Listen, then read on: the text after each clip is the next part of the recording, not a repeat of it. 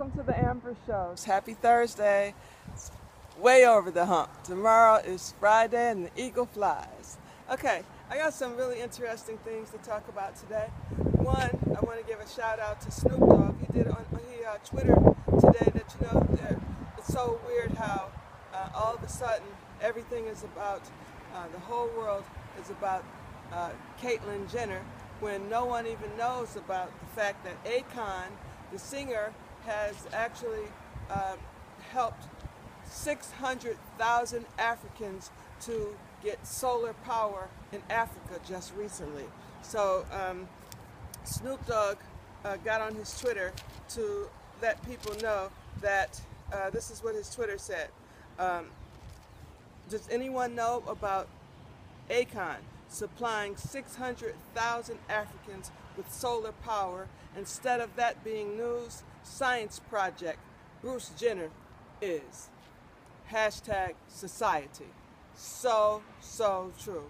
We are so wrapped up in things that don't even matter rather than things that do matter. Here's a man who we didn't even, at least I hadn't heard about it, and I look at the news all the time that Akon is supplying solar power to 600,000 Africans. And this is something that should be making the news, not every single day, about Caitlyn Jenner. Caitlyn Jenner is not the first person to be transgender. There were many famous transgenders, one being a model back in the day, one was a famous tennis player, another one was a doctor, and then we have the one that's on Orange is the New Black.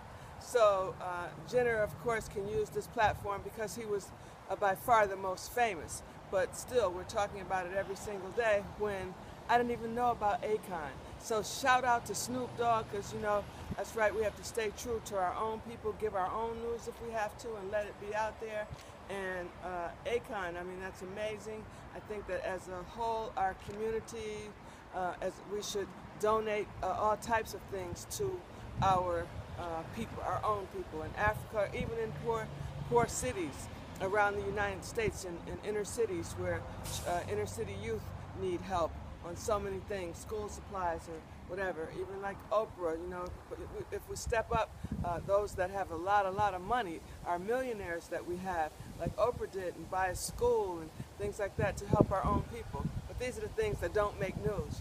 Oprah's of course made news because she's Oprah. But I'm saying we need to step up and not glorifying so many things that are not even important in our society. So thank you, Akon, and thank you, Snoop Dogg, for pulling my coat. In Texas, there was another execution. There have been 8 executions this year in Texas. Texas will kill you in a second. My mother was raised in Houston. My oldest sister Jackie was born there, and I have 2 sisters in Texas and a brother in Texas right now, and nieces and nephews. So Texas is really no joke. And they executed Lester Brown. He's been on death row since 1983. It's been 31 years.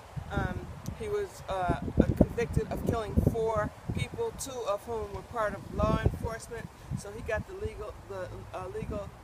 lethal injection. I want to talk about Subway restaurants real quick. The Subway franchise, my baby sister Patty and her husband owned a Subway franchise in Detroit. Actually, they had 2.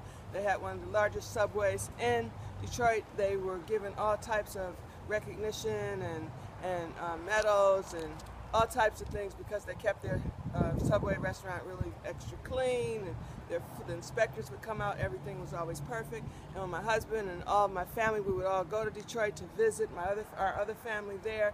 My sister and her husband Patty would send us when we left with more sandwiches and cookies and potato chips, and they always put so much love in it. And they taught us about a lot of things about if we don't eat that food within 3 hours and it has not been refrigerated, to not eat it. You have to discard it. And that's with all fast food or food that you have out. After 3 hours, you should not eat it if it has not been refrigerated because of the bacteria. And my sister also taught me that some of the food there was not, a real food, as far as remember when they had the crab? And I asked my sister, is that real crab? And she, honestly told me that Of course it's not. It's a crab blend. You don't go to a sandwich restaurant and think you're going to get a seafood, and you don't go to a chicken place, Kentucky Fried Chicken, and order hamburgers. You know, she said you always go, if you're going to a store and their brand is a particular thing, that's what you should get. If you're going to go to Kentucky Fried, then eat chicken. If you're going to go to Subway, then you get sandwiches, not seafood. So that was one of the things that I did learn about her. But right now, Subway sales are declining. So it seems like they got out of it just in time because her and her husband went to pursue they're in other industries at this time. So Subway sales are declining. They're being challenged to what qualifies as healthy. The Subway markets itself as a fresher option, but it's not the healthiest option. Subway is now saying they're going to remove their caramel color from cold cuts like roast beef and ham, and for the turkey, it's going to they plan to replace propionic acid with vinegar by the end of the year. Its toppings, they're switching to banana peppers colored with turmeric instead of artificial dye, yellow number 5, and it's also working on its sauces and its cookies. Subway's image took a really big hit when food activist Vani Hari, known as the Food Babe, she launched a petition calling on it to remove acyldecarboxamide from its bread, noting that that ingredient is used in yoga mats, okay, and it's used in the dough as a whitening agent at Subway before she outed them. So wow, I didn't know about that, and hopefully it will drive up sales once they do become really healthy and not pretending like they're healthy. Turns out they're not healthy at all. And I also learned if you're reading the ingredients in something and you can't pronounce some of the things that's in it, you shouldn't eat it. Okay, the most ridiculous 911 calls I just looked up recently. A man demanded to be able to prosecute the Chinese restaurant that delivered his food 45 minutes late. Another person called and said their power has gone off, and they have Sara Lee ice cream cakes in the refrigerator, and the Sara Lee cakes were going to defrost. I urge everyone to think carefully before calling 911. The number is there for a reason. If life is at risk or offenders are nearby, then you should call, but don't just call for these silly reasons. Another person said, come to my house to tell my son to calm down. He won't stop crying. I won't go to sleep. People call and say they see UFOs. Another person called because the store would not return a refund for their jeans. Another person called and said there's a very rare bird outside on a telephone wire. A lady called the police because she said that her neighbor called her Betty Boop. Also, and that's not a bad thing. I mean, boop doop doo boop boop doo. Betty Boop was cute as she could be. Also, a person reported to the police there was a baby in a trash can, and when the police got there, it was actually a burrito wrapped in paper. Another person called and said there's a pigeon been in the backyard for 3 days and it has a tag on it. Another person said my son won't go to bed. A lady called to the police. She called them back. She actually had a real situation where the police came to her house.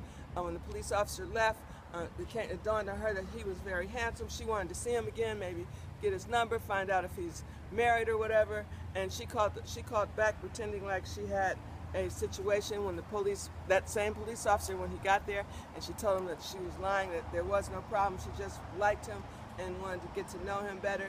And he actually arrested her because it was a non-emergency call, and you cannot misuse the police department for that. They actually charged her a $1,000 fine. So I guess she didn't like him too much anymore.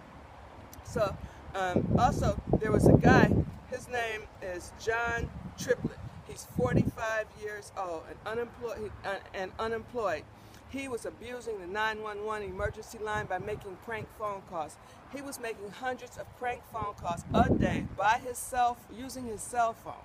So finally, the police were able to find him because of the, bell towers. They can ping, it pings off of where that person is at. They actually caught him after he had made 27,000 prank calls, and he got 6 months in prison.